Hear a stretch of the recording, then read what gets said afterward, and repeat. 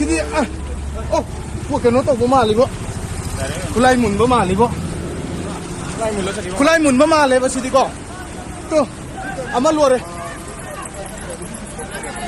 mi asida sa da mi ta bro oh sida ले रे oh दोस्तों जय हिंद। दोस्तों ये तस्वीरें 19 सितंबर की हैं जब असम राइफल के काफिले पर पीएलए के आतंकियों ने हमला किया था। उनमें से 3 आतंकी गिरफ्तार किए जा चुके हैं। यहां पर हमारे एक जेसीओ साहब एक जवान शहीद हो गए थे, 5 जवान हमारे घायल हुए थे। लेकिन अब सोशल मीडिया पर एक वीडियो वायरल हो रहा है। ये वो वीडियो है जिसके बारे में दावा किया जा रहा है कि ये असम राइफल पर अम्बुश से पहले का वीडियो है, जहां पर पीएलए के आतंकियों को बकायदा ट्रेनिंग दी जा रही है कि कैसे असम राइफल की कानवाई पर हमला करना है। इंस्ट्रक्टर उनके कैडर को ट्रेनिंग दे रहे हैं।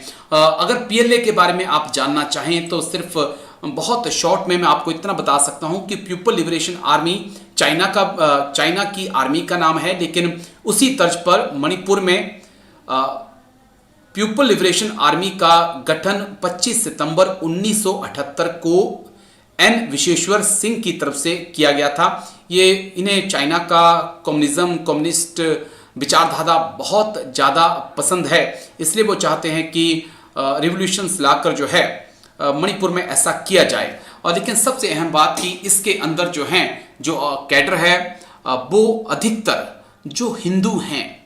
मुझे कहते हुए भी शर्म आती है कि जो हिंदूज हैं मणिपुर के वो शामिल हैं, और म्यांमार और चाइना यहाँ पर इनकी ट्रेनिंग होती है। और ये पहले भी असम राइफल पर और इंडियन आर्मी पर कई आतंकी हमलों में शामिल रहा है, चाहे फिर वो 2016 में जो हमारी डोगरा रेजिमेंट के ऊपर हमला हुआ था और जिसमें हमारे कई जवान शहीद हुए थे, उसमें भी पीएलए का नाम ही सामने आया था। और उसके बाद म्यांमार में घुसकर भारतीय सेना ने सर्जिकल स्ट्राइक भी की थी, कई पीएलए के आतंकियों का खात्मा भी किया था, लेकिन पीएलए फिर से एक्टिव हो चुका है। हमने इस पीएलए को लेकर डिटेल से बातचीत की है, एक्सपर्ट्स के साथ समझने की कोशिश की है कि आखिरकार पीएलए चाहता क्या है।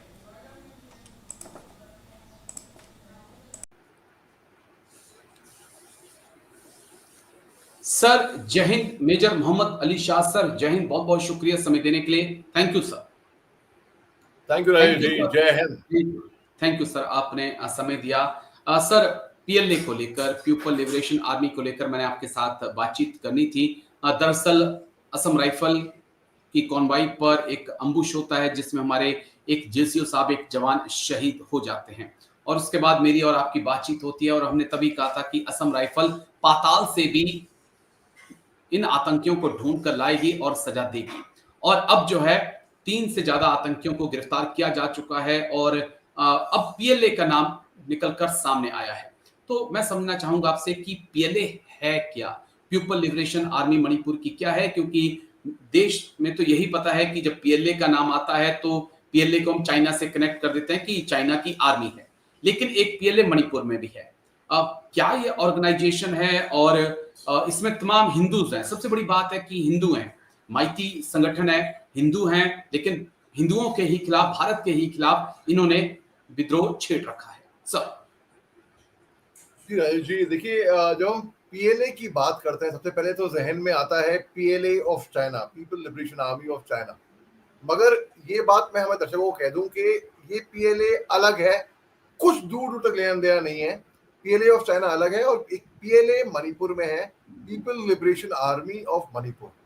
ये एक अंडरग्राउंड ग्रुप है, एक अंडरग्राउंड फैक्शन है जिसकी स्थापना हुई थी 25 सितंबर 1978 में एन विश्वेश्वर सिंह ने इसकी स्थापना की थी, फाउंड किए थे क्या था ये ग्रुप। अब जब से ये फाउंड हुआ, गोरिल्ला वॉरफेयर में ये काफी माहिर है। ये मणिपुर की अंदर जो इंसर्जेंसी है काफी इनका हाथ रहता है इसके अंदर, और जो भी टारगेटेड अटैक्स हुए हैं, मतलब जो भी आर्मी पे, असम राइफल्स पे, पैरामिलिट्री पे, वो पीएलए ने का हाथ कहीं ना कहीं इसके ऊपर रहता है पीछे, और स्टेट पुलिस फोर्सेस के ऊपर भी अटैक हुए हैं। लेकिन बीच में एक दौर ऐसा आया था जब पीएलए ने कहा था हम स्टेट पुलिस फोर्स के ऊपर हमला नहीं करेंगे। ये एक फेज आई थी बीच में जी। और बल्कि लेट 90s की बात है जब ये बताया था कि लेट 90s में इन्होंने कहा कि भाई हम एक यूनिलैटरल डिसीजन हुआ था पीएलए का कि हम मणिपुर पुलिस पे हमला नहीं करेंगे। अब इनके जो कुछ लीडरान थे जैसे कि इनके प्रेसिडेंट थे थौदाम कुंजा बिहारी, वो 1982 में जब इनके इंतकाल के बाद फिर अरेस्ट हुए अलग लीडर्स जैसे के एन विशेश्वर का अरेस्ट हुआ 1981 में, और जो डिसीज्ड मिलिट्री एक्टिविटी थी उनकी 80s में, वो 1989 में उसके बाद फिर एक पॉलिटिकल विंग फॉर्म होती है पीएलए की 1989। नाम रखा जाता है रेवोल्यूशनरी पीपल्स फ्रंट आरपीएफ, वो फॉर्म होती है 1989 में। फिर आरपीएफ की एक गवर्नमेंट फॉर्म होती है एग्जाइल, मतलब एक तड़ीपार वहां पर बांग्लादेश के अंदर, जो कि इनके लीडर हुए थे इरिंगबाम चौरन ने इसकी स्थापना करी, और उसने एक रिस्ट्रक्चरिंग इस ऑर्गेनाइजेशन की शुरू करी। और जो ऑर्गेनाइजेशन ये बड़ा एक्टिव हो गया था ये ऑर्गेनाइजेशन, और उसके बाद फिर ऑपरेशन ये डिवाइड हुआ, 4 भागों में डिवाइड हुआ। पहला भाग हुआ सदर वैली वेस्ट हिल मणिपुर के, फिर सदर हिल एरिया वो ईस्ट वैली में डिप्लॉय हुए, वहां पे उसकी स्थापना हुई। फिर हिल एरियाज जो मणिपुर के हैं वहां पर, और ये इम्फाल वैली है, और सबका एक कमांडर और अदर रैंक्स, मतलब बकायदा बखूबी, बिल्कुल जैसे कि फौज में होता है राजेश जी के ऑफिसर ब्रिगेड, एक ब्रिगेड 3 यूनिट, जैसे फॉर एग्जांपल कि एक ब्रिगेड होता है उसके अंदर 3 से 4 यूनिट होती हैं, हर यूनिट का एक सीओ 2IC होता है, जवान होते हैं। वैसे हम कह सकते हैं कि पीएलए ने मणिपुर में खुद को डिवाइड कर रखा है, लेकिन कहा जाता है कि इनकी ट्रेनिंग जो है सारी म्यांमार में होती है, वेपन्स इनको चाइना की तरफ से मिलते हैं।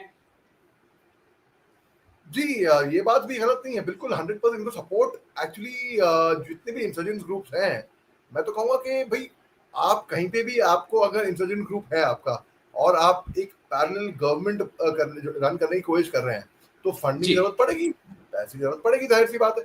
तो ये फंडिंग इनको काफी हद तक चीन से भी आती है।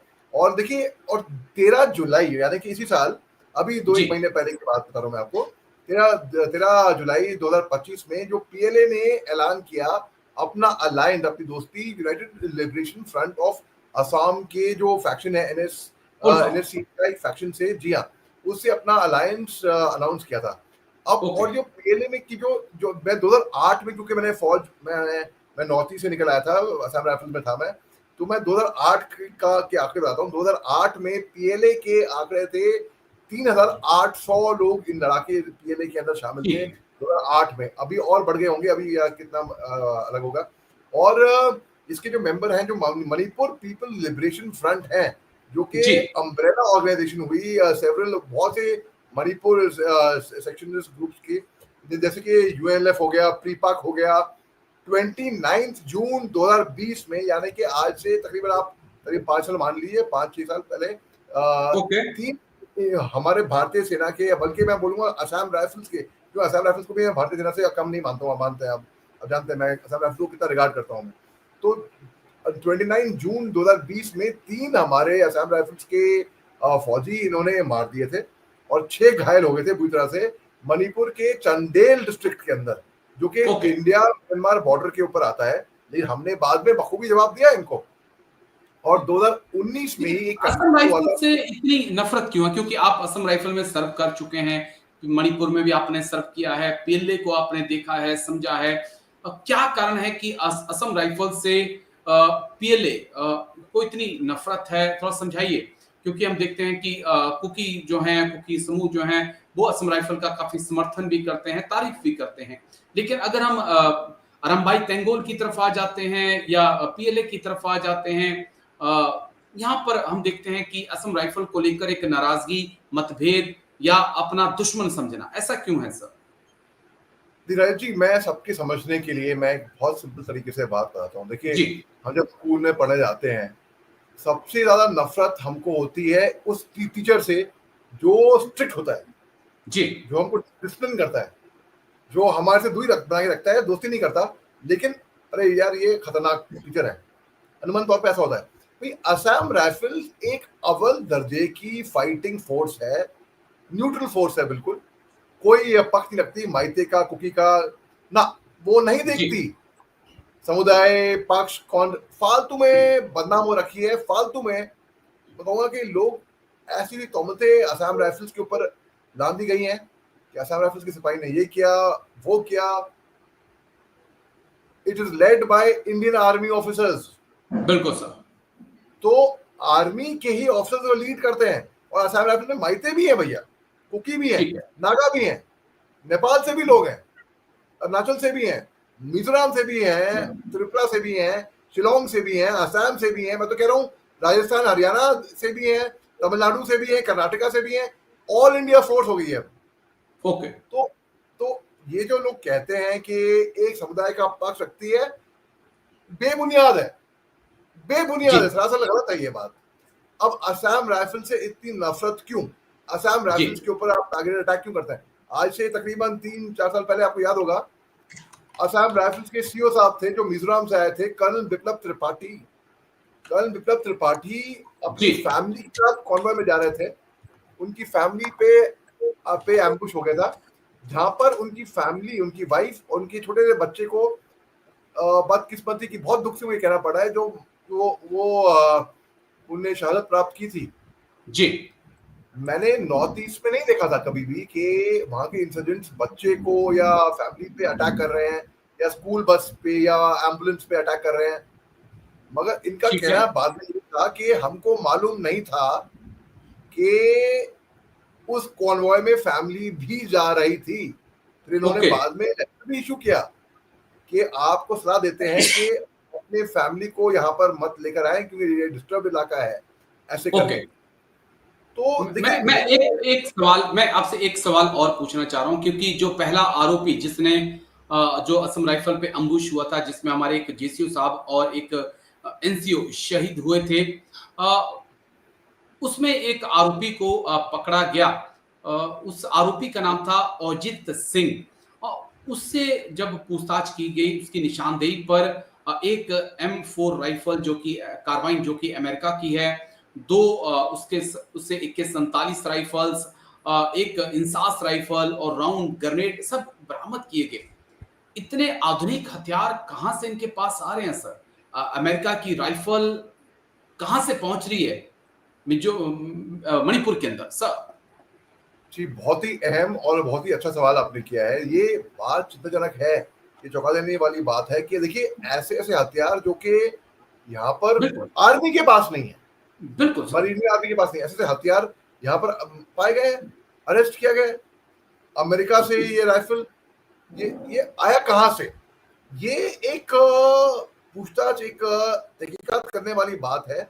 ये कोई हल्की बात तो है नहीं कि और अचानक इतने सारे हथियार कहाँ से ये? तो बिल्कुल ये बहुत ज्यादा एक इंक्वायरी का विषय है और इसके ऊपर कड़े से कड़ी एक्शन नहीं चाहिए इसके ऊपर कि ये हथियार आए कहाँ से, क्या इसके भारी ताकतें इसके पीछे हैं, क्या है। क्योंकि जिस तरीके से नॉर्थ ईस्ट में, बल्कि 2015 की बात मैं आपको बताता हूँ, 2015 में जैसे कि डोगरा बटालियन थी, हमारी बहादुर जवान थे जी, वो शहीद हो गए थे। बहुत दिल दुखाने वाली बात थी। बल्कि कारगिल के बाद में तो मैं ये मानूंगा, कारगिल 99 में हुआ, 2015 में जिस तरीके से अटैक हुआ था, 10 साल पहले की बात है ये। और कितने हमारे 16, 17, 18 जवान शहीद हो गए थे इसके अंदर। ये बहुत दुखद बात हुई थी। तो ये चलता आ रहा है और north east part of India बहुत निगलेक्टेड था हमेशा से। बहुत मीडिया को कवर करना नहीं चाहती थी क्योंकि लोगों को दिलचस्पी नहीं थी। लोग कहते थे, मैं खुद जानता हूँ ऐसे मीडिया चैनल्स, मैं नाम नहीं लूंगा, लेकिन जब मणिपुर की हिंसा हुई थी, मैंने कहा भाई मणिपुर में ये चल रहा है, अरे सर आप जम्मू कश्मीर कवर करो ना, आप नॉर्थ ईस्ट में क्यों इतनी रुचि रख रहे हो? आप, मैं नॉर्थ ईस्ट अपना क्षेत्र है भाई, उससे लगाव है। और मैं आपकी पर्सनली राजेश जी, आपकी मैं दाग देता हूँ क्योंकि आपने तो सर्विस भी करी है नॉर्थ ईस्ट के अंदर, आपने ये मुद्दा उठाया। आज की तारीख में मैं ये बात जानता हूं कि मेरे जितने नॉर्थ ईस्ट के फ्रेंड्स हैं सब जानते हैं आपको, सबके सब, और बहुत रिस्पेक्टफुली आपको याद करते हैं। असम राइफल्स इन पर्टिकुलर, ये हमारे लिए अच्छी अचीवमेंट है सर कि चलिए कोई तो है जो हमें जानता पहचानता है। बस एक आखिरी सवाल जो मैं समझना चाहूंगा, क्योंकि मिजोरम से भी कुछ ऐसी खबरें सामने आ रही हैं। हाल ही में हमने देखा था एक मिजोरम में एक पकड़ा आतंकी कहें क्या कहें उसको, M4 राइफल उसके पास से भी बरामद हुई थी। और 3 लोगों को असम राइफल ने मिजोरम में और गिरफ्तार किया है, जो कि म्यांमार के नागरिक हैं, और इनके पास से भी काफी ज्यादा गोला बारूद बरामद किया गया है, ड्रग्स इनके पास से मिल रही हैं। तो क्या हम देखें मिजोरम, पहले तो मणिपुर को लेकर, क्योंकि मणिपुर इतने वक्त से चल रहा है, मिजोरम के अंदर अचानक से म्यांमार के लोगों का एक्टिव होना, वेपन्स का मिलना, क्या एक बड़े खतरे की आहट है, घंटी बज रही है, अलार्मिंग सिचुएशंस मिजोरम के अंदर भी बन रही है?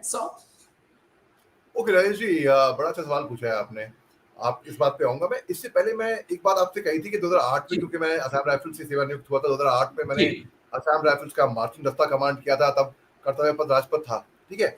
तब इनके आंकड़े थे 3800 लड़ाके थे पीएलए में, लेकिन जहां तक अभी हाल ही में एक आर्टिकल पढ़ा था जहां पे 2023 में आंकड़े दिए थे 2000, यानी कि कम हुए हैं। मैं बढ़ गए होंगे, कम हुए हैं, बल्कि जहां तक मैं आर्टिकल पढ़ा था, और मेरे को उम्मीद है कि ये और ज्यादा कम हुए होंगे अभी। और इसे हल्का सा मैं पीएलए की बस दो एक और जानकारी देता हूँ मैं। जब ये इसकी स्थापना हुई थी तो एन विश्वेश्वर सिंह 1978 से लेकर 1981, फिर थोदाम कुंजा बिहारी 1981 से 82, फिर इरिंगबाम चरोन, इनके बारे में मैंने बताया, 1982 से लेके 2023, फिर मनोरम नुंगबा 2023 से लेके अब तक प्रेजेंट इनके चीफ पीएलए के। और 25 सितंबर 1978 अगर हम हिसाब लगाएं तो 47 इयर्स और कुछ चंद एक दिन। और ग्रुप के सलाह टैरेट 7 क्लैंस, और मोटिव इनका मकसद है कि अलग एक देश स्थापित करें ये हिंदुस्तान से हटकर। इनके हेडक्वार्टर मणिपुर के अंदर है, और जो एक्टिव रीजन है नॉर्थ ईस्ट इंडिया में खास तौर से, वहीं पे ये एक्टिव है ये। और जो आइडियोलॉजी है इनकी वो कम्युनिज्म, माओ जेडोंग, इनका जो थॉट है और सेपरेशन का है। और जो इनके अलायंस हैं जैसे कि एनएससीएन खाफलांग, बल्कि ये क्योंकि खाफलांग जो है वो म्यांमार का था, आप म्यांमार की बात आ रहे हैं, और कॉरकोम और अल्फा इनके अलायंस हैं। और जो ओपोनेंट्स हैं वो के हिंदुस्तान की गवर्नमेंट, और पीएलए एक डेजिग्नेटेड टेररिस्ट ऑर्गेनाइजेशन है जो गवर्नमेंट ऑफ इंडिया के मुताबिक हमने टेररिस्ट का करार दे रखा है। और ये खूब इंसर्जेंसी लड़ते हैं ये नॉर्थ ईस्ट के अंदर।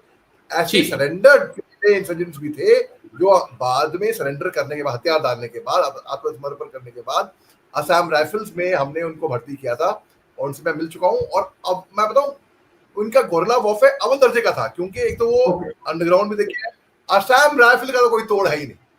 लोग वियतनाम के गोरिल्ला वॉरफेयर की बात करते हैं, मैं तो कहता हूँ, मैं दाग देता हूँ, मैं आंख बंद करे कहता हूँ, असम राइफल का कोई तोड़ किसी के पास है ही नहीं।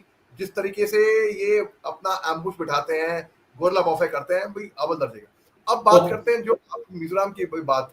देखिए मिजोरम में ये जो स्थिति डेवलप हो रही है ये काफी अलार्मिंग है, क्योंकि मिजोरम की इंसर्जेंसी काफी टाइम पहले, सदियों पहले हम इरेडिकेट कर चुके थे। अब भाई, और अब जितने भी, अब आप देखिए बहुत से मेरे कुकी दोस्त हैं वो इम्फाल लैंड नहीं कर पाते हैं जी। मेरे माइके दोस्त हैं वो इम्फाल लैंड कर पाते हैं। जो कुकी दोस्त हैं वो बेचारे आते हैं मिजोरम से, फिर चुराचंदपुर होते हुए, वो अलग रास्ता है, वो रास्ता पक्का नहीं है। जो माइके दोस्त हैं वो नहीं जा पा रहे, माइके दोस्त अपने चुराचंदपुर नहीं जा पा रहे बेचारे, और जो कुकी लोग हैं वो नहीं आ पा रहे। दोनों तरफ से प्रॉब्लम हो गई। अब आप देखिए ये इन्फेक्शियस हो रहा है, तो मुझे ये था कि ये स्पिल ओवर होके नेबरिंग स्टेट्स पे ना पहुंचे ये मणिपुर का मुद्दा, ये बहुत खतरनाक मुद्दा हो गया है जी।